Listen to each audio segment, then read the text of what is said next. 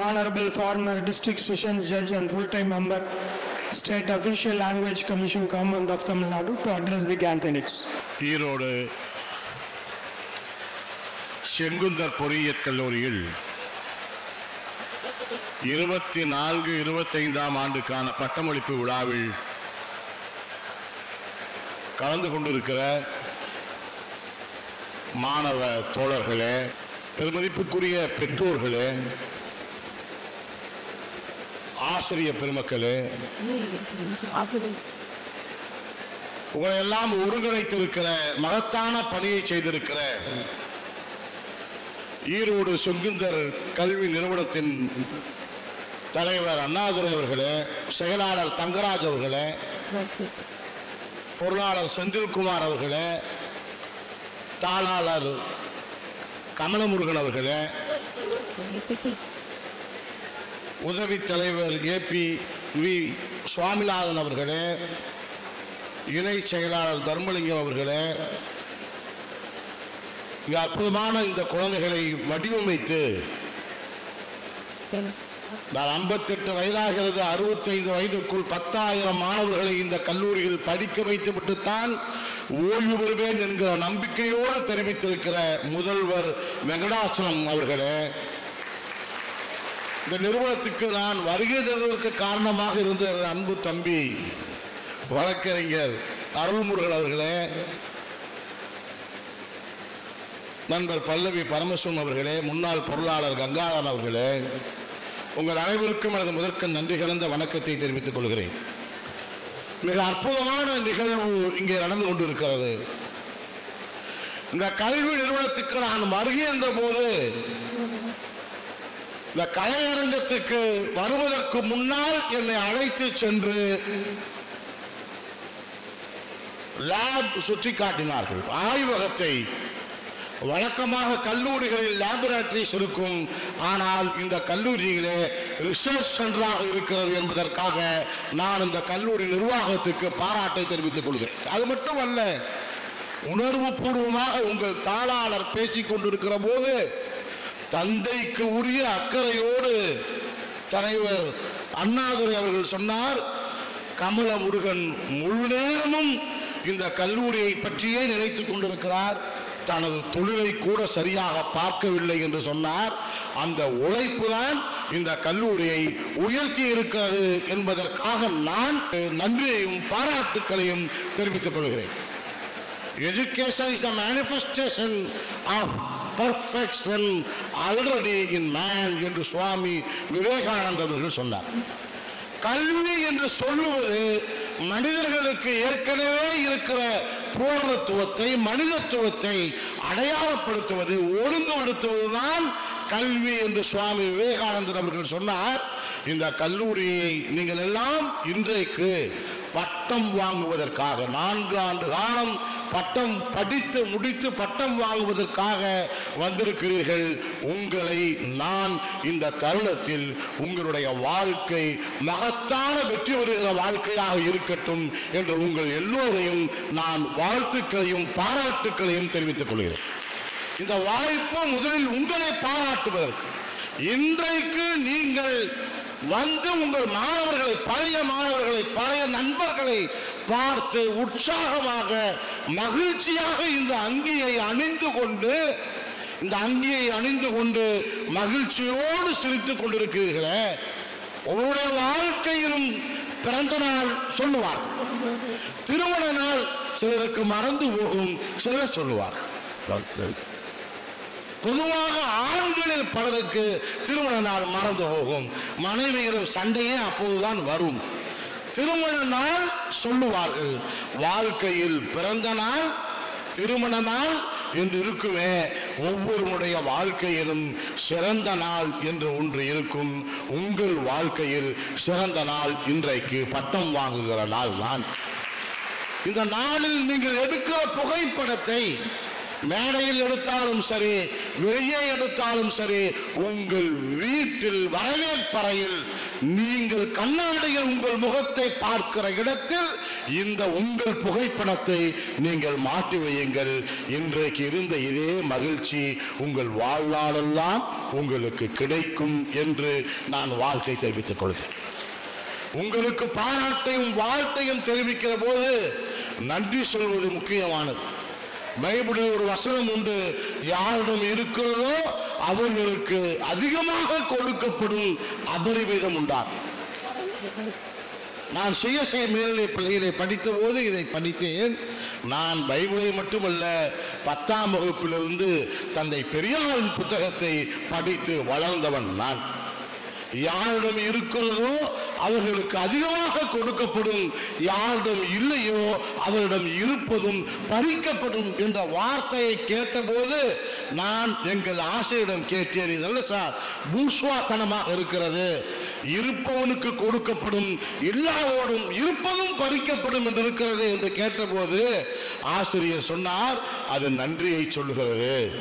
யாரிடம் நன்றி உணர்வு இருக்கிறதோ அவருக்கு இன்னும் அதிகமாக கொடுக்கப்படும், அபரிமிதம் உண்டாகும். யாரிடம் நன்றி உணர்வு இல்லையோ அவரிடம் இருப்பதும் பறிக்கப்படும் என்று சொன்னார்கள். இன்றைக்கு நான் நீங்கள் 1000க்கு மேல் 1100 பேர் பதிவு செய்திருப்பதாக சொன்னார்கள். நீங்கள் எல்லாம் பட்டதாரியாக பட்டம் வாங்குகிற பொறியாளர்களாக இருக்கிற போது இந்த நிறுவனத்தை தொடங்குவதற்கு காரணமாக இருந்த முனுசாமி அவர்கள், முதல் தலைவர் சுத்தானந்தம் அவர்கள், அவரோடு சேர்ந்திருந்த சமூகத்தின் பிரதிநிதிகள், கொடையாளர்கள், இவர்களுக்கெல்லாம் உங்கள் சார்பாக நான் முதலில் நன்றியை தெரிவித்துக் கொள்கிறேன்.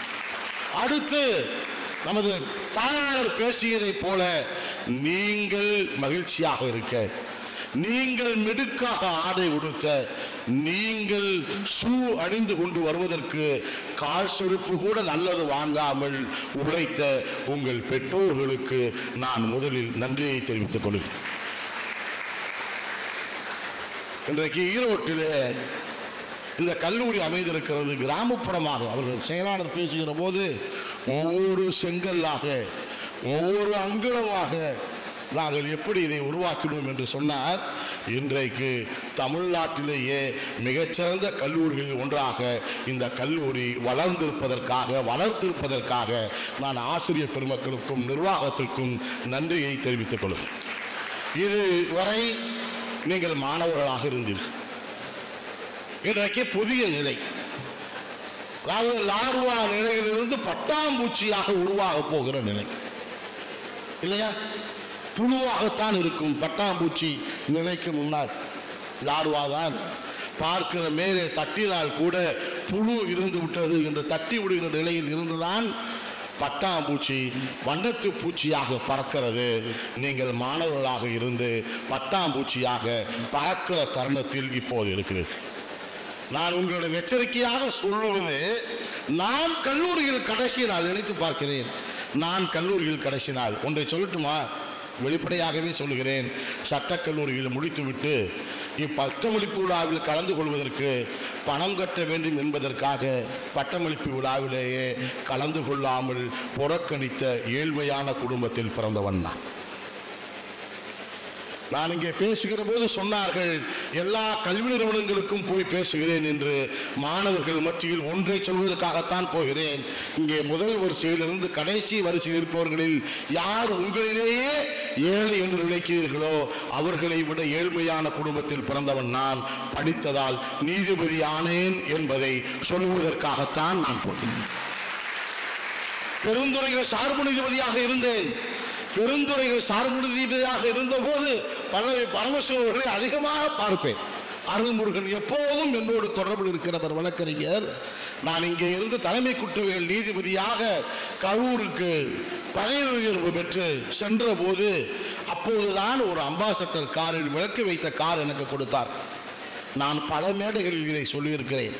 என் அப்பாவை அழைத்து கொண்டு போய் அந்த இடதுபுறத்தில் நீதிபதி உட்காரும் இடத்தில் தான் வெள்ளை துண்டு போட்டுருப்பார். ஐயா நீங்கள் உட்காருங்கன்னார்.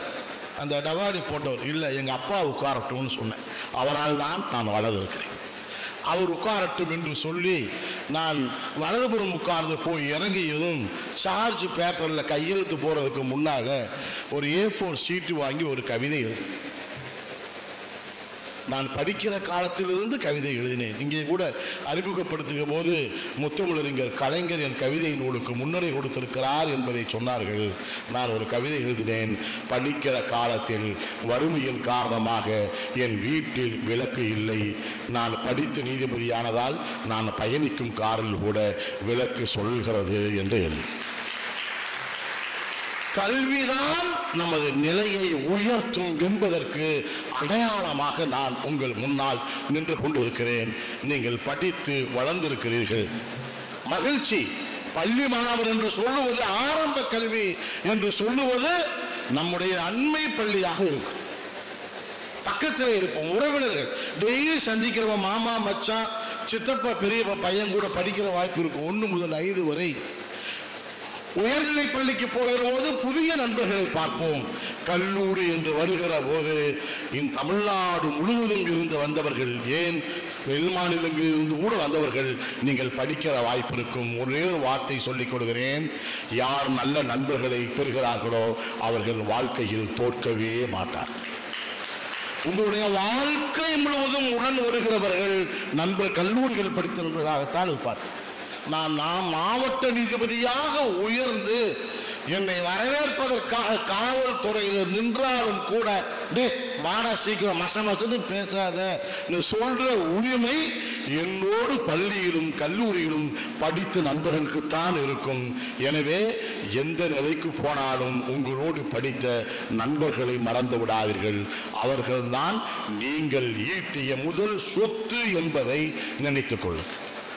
அதே போல உங்களை உருவாக்கிய பேராசிரியர்கள், இந்த கல்வி நிறுவனம் ஒவ்வொன்றுக்கும் நீங்கள் நன்றி உள்ளவர்களாக எப்போதும் இருங்கள்.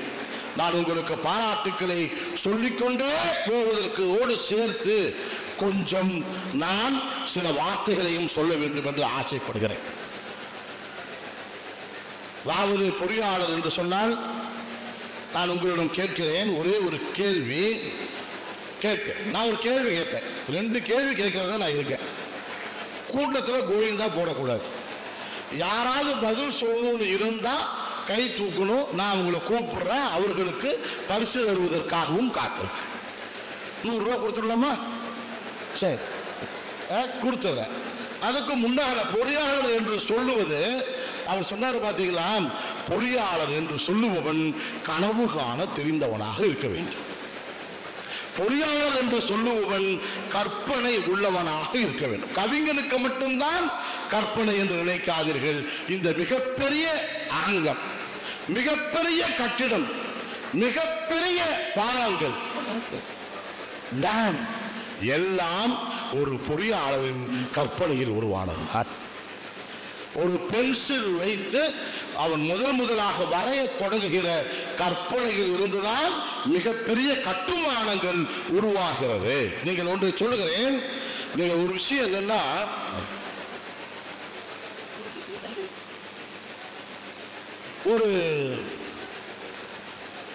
ஒரு விஷயம் சொன்னார். பொறியாளர் நீங்க படிச்சிருப்பீங்க, நான் பேசுவது எதுவும் புதிதாக இல்லை.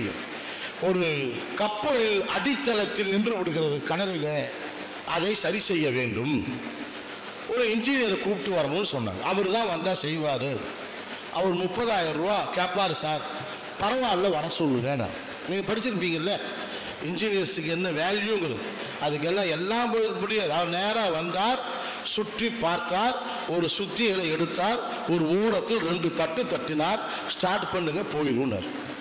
ஸ்டார்ட் பண்ணிடுச்சு, போனார். போனதுக்கு பிறகு 30,000 ரூபா பில் அனுப்பினார். சார் ஒரு சுத்தியில் 2 தட்டு தட்டுறதுக்கு 30,000 ரூபா பில்லான்னு கேட்டார்.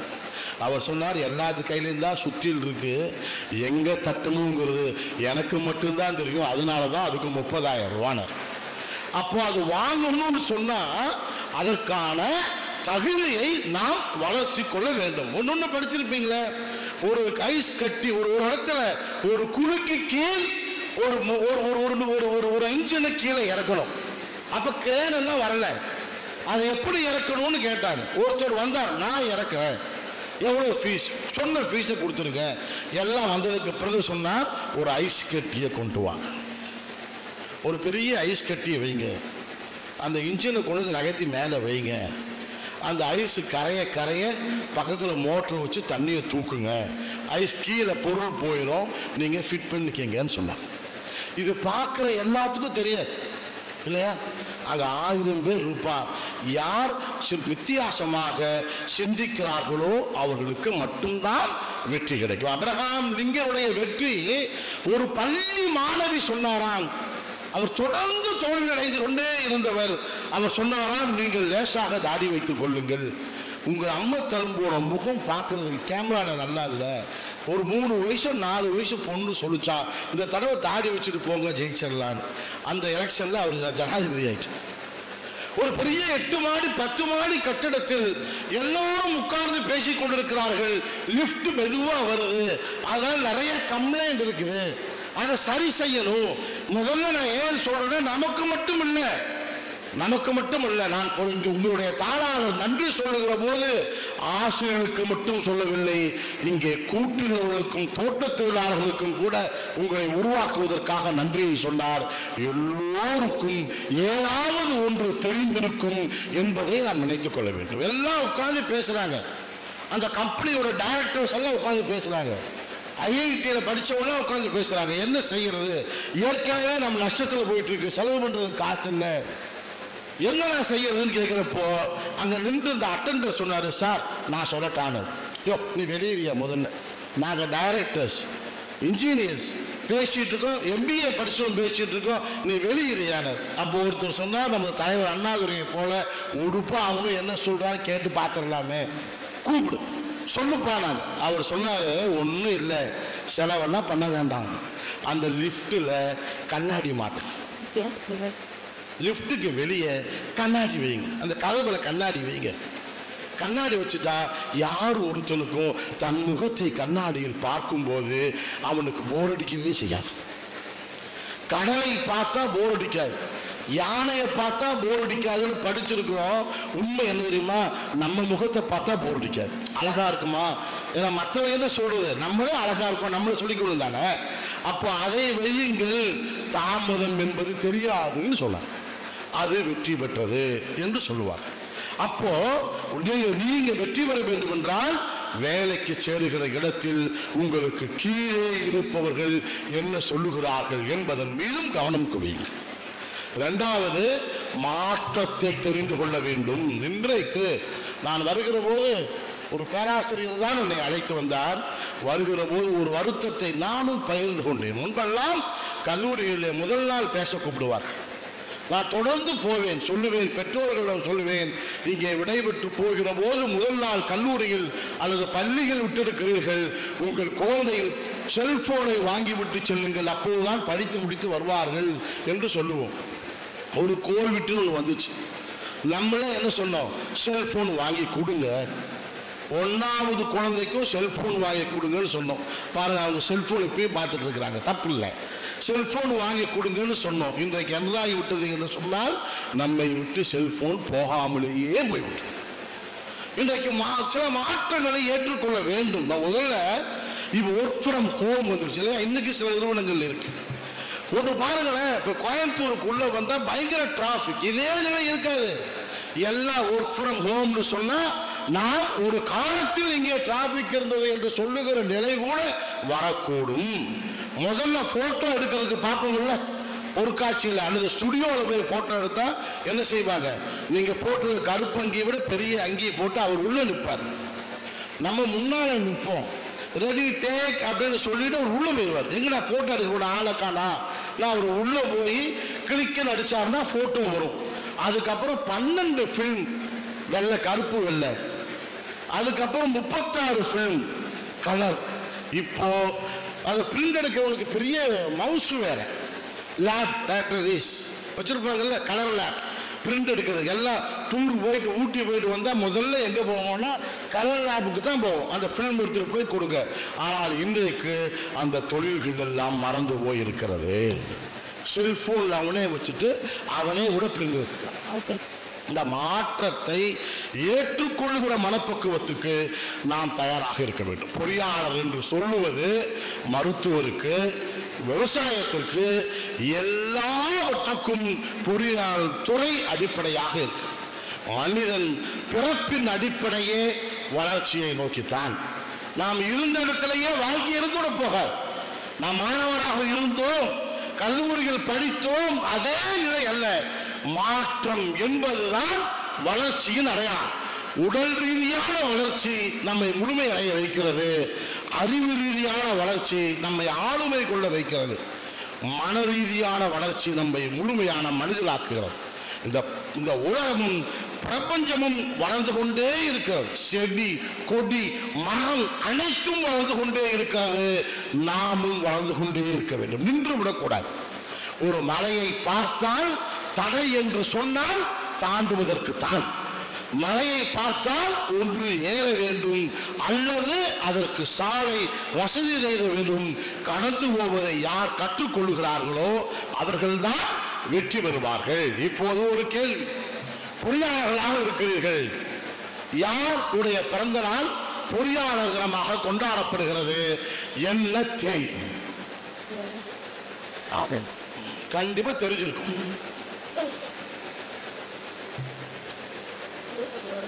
யாராவது ஒருத்தர்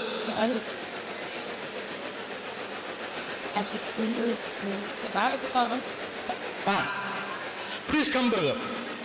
வாங்க, நீங்க தான் தாடி வச்சிருக்கவர் தான் வாங்க.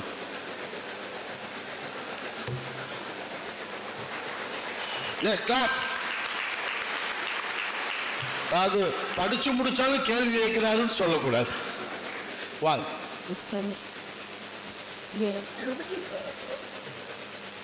வணக்கம். Visweswar Iyer, one of the civil engineer. His birthday is celebrated as Engineers Day. But I think so. Little bit tentative. I'm not clear. August 15th, I think so. Sorry. No. Right. இப்போ நான் அவருக்கு 200 ரூபா கொடுத்துட்றேன். பாதி தான் ஆன்சர் சொன்னார். கரெக்டா? 200 ரூபா இந்தாங்க, வாழ்த்துக்கள். சாகராஜ், September 15th. September, yes. Yes. And credit goes to my friend also, Miss Kamali.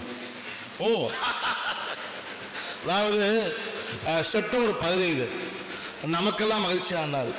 பேரறிஞர் அண்ணாவின் பிறந்த நாள். செப்டம்பர் 15 மோட்சகுண்டம் விஸ்வேஸ்வரையா உடைய பிறந்த நாள் தான் பொறியாளர் தினமாக கொண்டாடப்படுகிறது.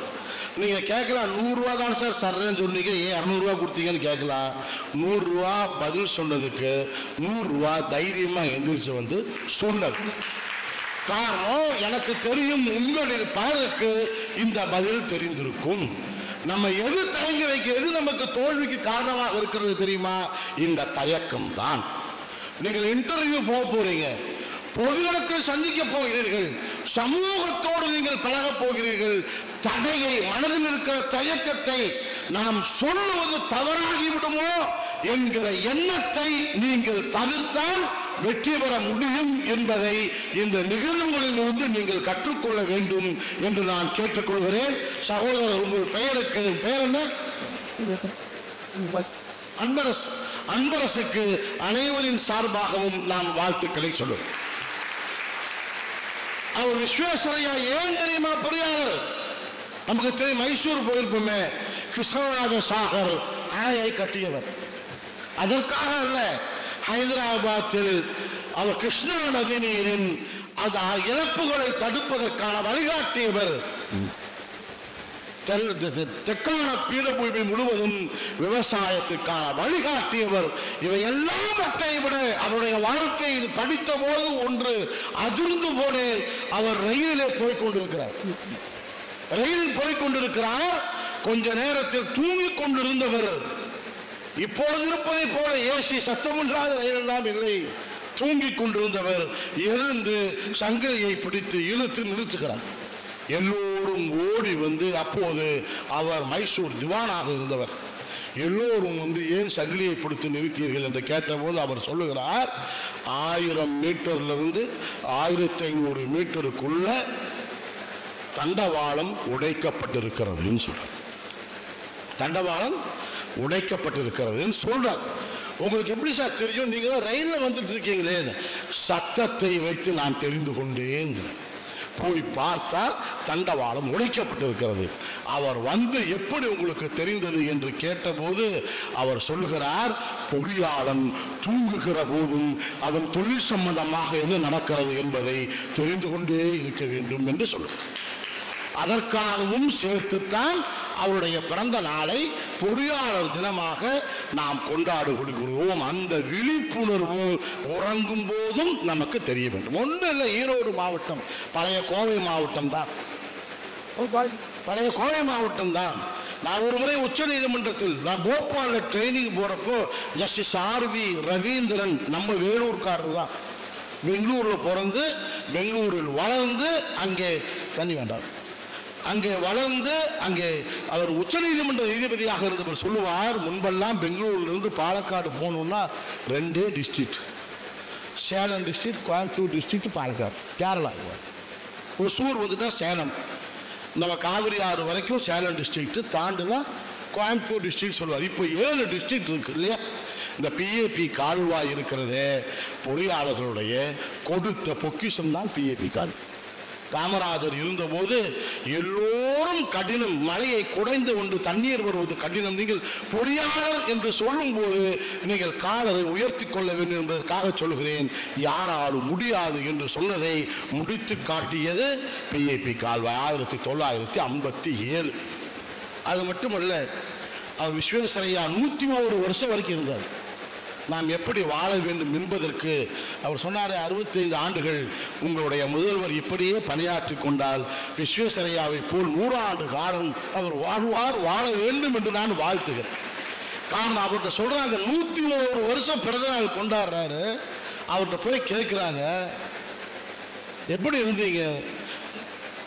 மரணம் என்னை தேடி வீட்டுக்கு வரும்போதெல்லாம் நான் வெளியில் இருப்பேன், மரணம் என்னை தேடி வீட்டுக்கு வரும்போதெல்லாம் நான் வெளியில் ஏதாவது வேலை செய்து கொண்டிருப்பேன், அது வீட்டில் இல்லை என்று சொல்லி போய்விடும், அதனால் தான் 101 ஆண்டுகள் உயிரோடு இருந்தேன் என்று சொன்னார். அது என்ன அர்த்தம்னா, யார் உலகத்துக்கு பொது சமூகத்துக்கு பிறருக்கு தொண்டாற்றுகிறார்களோ அவர்களுக்கு நீண்ட ஆயுள் கிடைக்கும் என்பதன் அடையாளம் அது. அதே போல பொறியாளர்களின் அரசர், எத்தனையோ அரசுகள் இருப்பாங்க, பொறியாளர்களின் அரசர் யார் சொல்லு? ஒரு ராஜா பேர். இந்தியாவில் ஆண்டவர்கள் பொறியாளர்களின் அரசர் என்ற பெயர் ஒருவர் யார்? எல்லா வெளிநாட்டுக்காரன் வந்தாலும் அங்கே போய் உட்கார்ந்தா போட்டோ எடுப்பாங்க.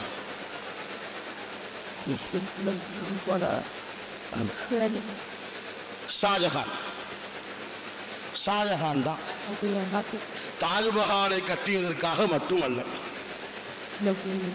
செங்கோட்டை பிரதமர் கொடியேற்றுகிற செங்கோட்டையை கட்டியதற்காக மட்டுமல்ல, அதையும் தாண்டி ஜும்மா மசூதி கட்டியதற்காகவும் அல்ல, அந்த காலத்தில் 1627 டெல்லியிலிருந்து கல்கத்தாவுக்கு 1500 மைல் கிராண்ட் ட்ரங்க் என்கிற ரோட்டை அவர்தான் வடிவமைத்தார் என்பது. அதையும் தாண்டி அவரும் அங்கே இருக்கிற மக்களுக்கு தண்ணீர் கொடுப்பதற்கு வசதி செய்தார். இப்போ பெண்கள்கிட்ட ஒரு கேள்வி, முடிப்பதற்கு முன்னால் பெண்கள்கிட்ட ஒரு கேள்வி, முதல் பெண் பொறியாளர் யார் இந்தியாவில்?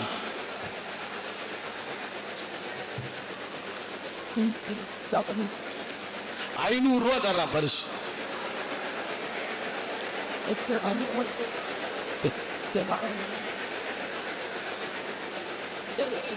காரணம் எதுக்காக இதை சொல்றேன்னா, இன்னைக்கு பொறியாளர் படித்தவர்கள் அவற்றோடு நின்றதில்லை. இங்க IAS அகாடமி கூட உங்க காலேஜில் வச்சிருக்காங்க.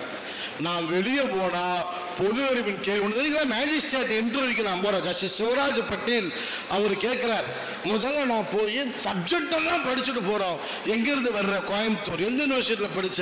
பாரதியார் யூனிவர்சிட்டி. பாரதியார் கவிதை சொல்லுனார், அவருக்கு தமிழ் தெரியாது, பாரதியார் கவிதை சொல்லுனார். 2 பேர் மெம்பர்ஸ் உட்காந்து இருக்காங்கல்ல, அப்ப பாரதியார் கவிதை சொன்னேன். நம்ம சப்ஜெக்டை மீறியும் தெரியணும்.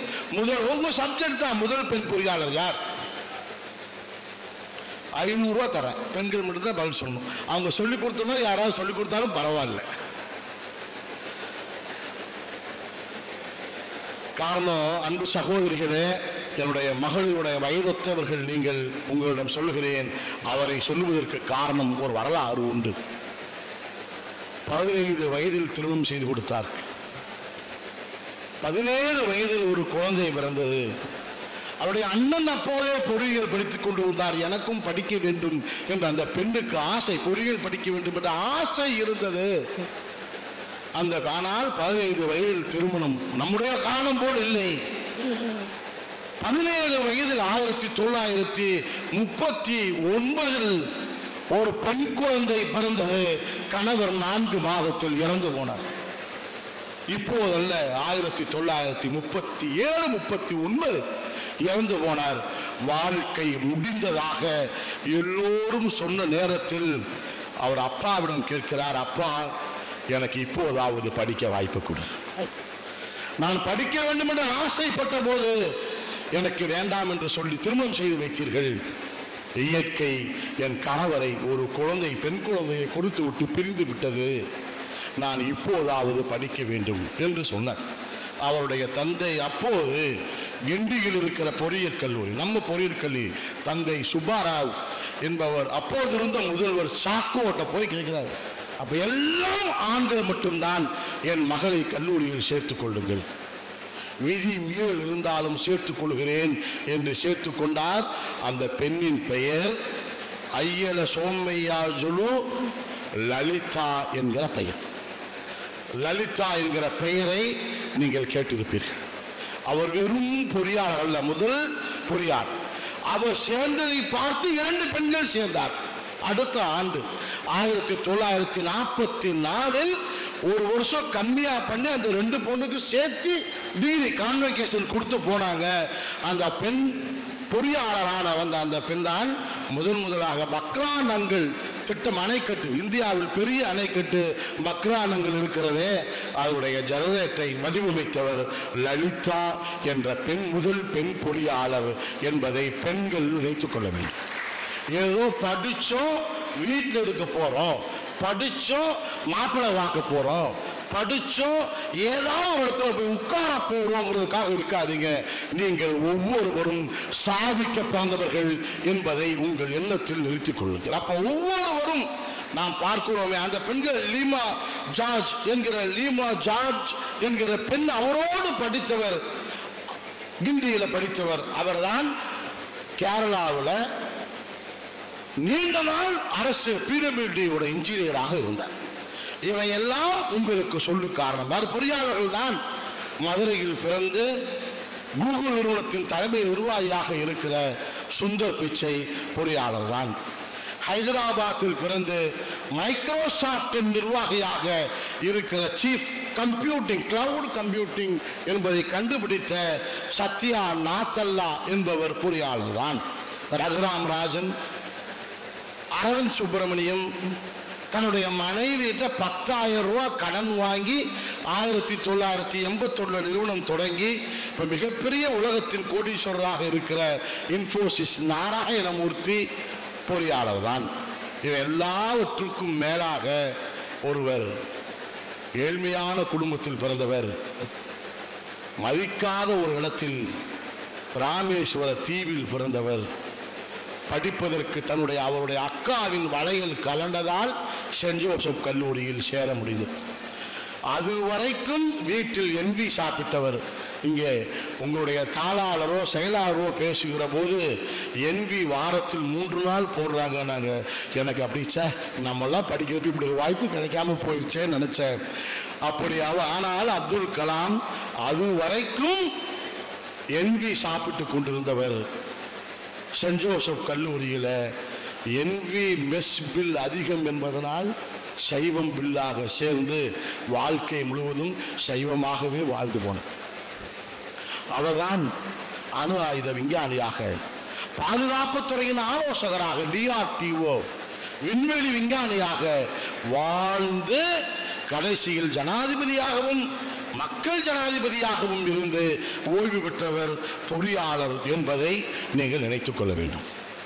இதை உங்களிடம் சொல்வதற்கு காரணம், நீங்கள் பொறியியல் படித்து பட்டம் பெறுவது 10ஓடு 1 11ஆக அல்ல, ஒவ்வொருவருக்கும் தனியான திறமை இருக்கும். அதை வளர்த்துக் கொள்ளுங்கள். ஒருத்தர் இருந்தா இங்கிருந்து வெங்காயம் விற்காம போகுது, கப்பலில் ஏற்றி இன்னொரு ஊருக்கு விற்கலான்ட்டு போறார், தலை தட்டி நின்றது வெங்காயம். நான் யூடியூப்ல தான் பார்த்தேன். தரை தட்டி நின்றது வெங்காயம். அங்க போன முன்ன அந்த மன்னர் வந்தார், சாப்பிட்டார். ருசியாக இருக்கிறது, எவ்வளவு பணம்னு கேட்டார். உங்கள் ஊரிலேயே நாட்டிலேயே எது விலை உயர்ந்ததோ அதை எடைக்கு எடை கொடுங்க. அவன் கொண்டு வந்து எடைக்கு எடை தங்கத்தை கொடுத்துட்டு வெங்காயத்தை பூரா வாங்கிட்டு போயிட்டான். அவன் நேரம் ஊருக்கு வர்றான். இந்த மாதிரி சம்பவம் நடந்துச்சுன்னா அடுத்த நாள் ஒருத்தன் வெள்ளப்பூண்ட கப்பல் நிறைய ஏற்றிட்டு போனான். தட்டலை. இவனா போய் நின்னான். மன்னர் வந்தார், பூண்டு சமைச்சு சாப்பிட்டார், நல்லா இருந்துச்சு, என்ன வேணும்னு கேட்டார். உங்கள் ஊரிலேயே எது விலை உயர்ந்ததோ அதை எனக்கு தாருங்கள். அவங்க விலை உயர்ந்த ஒன்று வாங்கி வச்சிருக்காரு. எது? வெங்காயத்தை கொடுத்து அனுப்பிச்சு விட்டாரு. வெங்காயத்தை தூக்கிட்டு ஊருக்கு வந்தான். இது எதுக்குன்னா, ஒருத்தர் செய்வது அவருக்கு வெற்றி பெறும், அவருடைய வழி நமக்கு வெற்றி பெறாது. அவருடைய வழி நமக்கு வெற்றி பெறாது. ஒவ்வொருவருக்கும் தனித்தனியான வாழ்க்கை இருப்பதை போலவே தனித்தனியான வழியிலும் நாம் போக வேண்டும். இன்று முதல் உங்களுடைய வாழ்க்கை பிரகாசமாக இருக்க போகிறது என்று நீங்கள் நம்புங்கள். உங்கள் மாறுதலுக்கு இன்னும் உங்கள் மாற்றத்திற்கும் வெற்றிக்கும் வாய்ப்பு இருக்கிறது என்று நீங்கள் நம்புங்கள். வாழ்க்கை என்பது, வெற்றி என்பது மனநிலை தான். யார் வெற்றி பெற வேண்டும் என்று நினைக்கிறார்களோ அவர்கள் வெற்றி பெறுவார்கள். காலை எழுந்ததும் கண்ணாடி முன்பு நின்று முதலில் சிரியுங்க.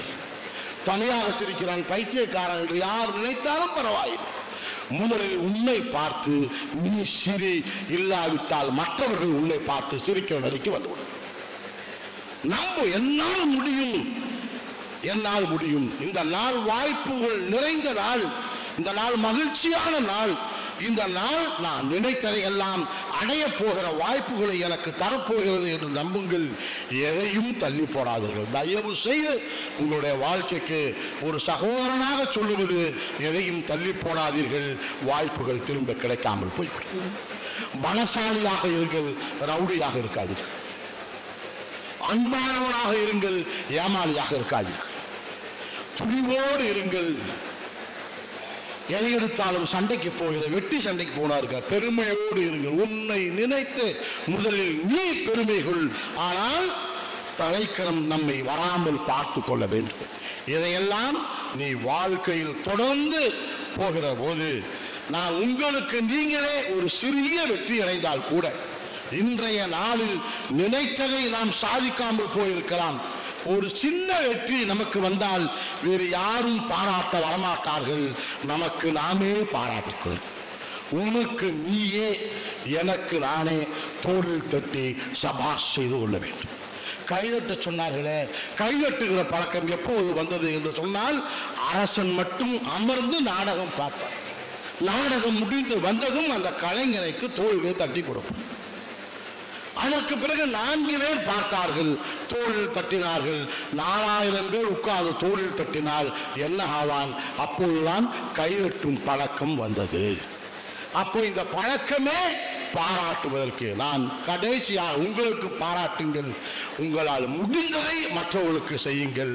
கடைசியாக ஒரு வார்த்தை, your thoughts are filled with positivity, your life is plenty with prosperity. யார் நம்புகிறீர்களோ அவர்களுக்கு வாழ்க்கை உண்டு. நான் முடிக்கிற போது ஒரே ஒரு கவிதையை சொல்லி முடிக்கிறேன். பாவேந்தர் பாரதிதாசன் அவர்கள் சொன்ன கவிதை. இந்த தமிழ்நாட்டை, தமிழ்நாட்டு மக்களை எப்படி நேசித்தார் என்பது அந்த கவிதையில் வருகிறது. என்னும் தமிழ்நாட்டின் கண் எல்லோரும் கல்வி கற்று, அவர் பேராக பாருங்க, எல்லோரும் தமிழ்நாட்டின் கண் எல்லோரும் கல்வி கற்று பன்னரும் கலை ஞானத்தால் மட்டும் பத்தாது. ஞானம் இருந்தால் போதுமா? பராக்கிரமத்தால், உடல் பலத்தோடு ரெண்டும் இருந்தால் போதாது. பராக்கிரமத்தால், அன்பால், இமயமலை போல் ஓங்கிடும் கீர்த்தி எய்தி இது பட்டால் போதுமா? பாரதிதாசன் சொல்றார், இமயமலை போல் ஓங்கிடும் கீர்த்தி எய்தினால் பத்தாது. கீர்த்தி எய்தி இன்புற்றார் என்று உலகத்தார் பிறர் மற்றோர் இயம்பிட கேட்டல் என்னாலோ என்று பாவேந்தன் பாரதிதாசன் பாடினார். இந்த செங்குந்தர் பொறியியல் கல்லூரியில் நடக்கிற இந்த விழாவை பார்த்தால் அது இந்நாள் என்று பெருமை கொள்வார் என்று கூறி வாய்ப்புக்கு நன்றி கூறி முடித்துக் கொள்கிறேன். நன்றி, வணக்கம். ஒரு சில ஐடியாஸ் பிறக்கும் போதே முழுமையாக இருக்கும். அவர்களுக்கு திருத்தம் தேவையில்லை, வளர்ச்சியும் கூட. 1849 வால்டர் ஹண்ட் கண்டுபிடிச்ச பின் இன்றைக்கும் அதே மாதிரி தான் இருக்குது, ஒன்னும் மாறல. ஏன் தெரியுமா? அது துவக்கத்திலேயே சரியாக இருந்தது. அது போலதான் எங்கள் ஈரோடு செங்குந்தர் பொறியியல் கல்லூரி. படிப்பு மட்டும் இல்ல, வாழ்க்கைக்கு தேவையான திறன்களையும் கற்றுக் கொடுக்கிறோம். AI, AR, VR, VFX, robotics, coding, இது எல்லாமே கையில் இருக்குது. படிச்சதும் வேலை, இது எங்க வழக்கம். உங்கள் கனவுகளுக்கு தொடக்கம் தரும் இடம் ஈரோடு செங்குந்தர் பொறியியல் கல்லூரி.